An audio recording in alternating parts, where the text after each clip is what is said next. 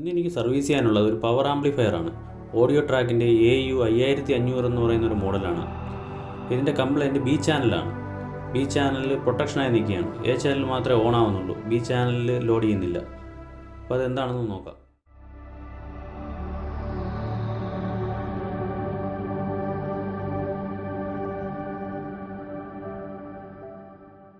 Complaint കിട്ടിയിട്ടുണ്ട്. ആംപ്ലിഫയറിൻ്റെ main ബോർഡിലായിരുന്നു complaint. ഇത്തിരി പ്രശ്നമുള്ള കംപ്ലൈൻ്റ് ആയിരുന്നു. അത് റെഡിയാക്കി എടുത്തു. ഇനി ഒന്ന് ഓണാക്കി നോക്കാം.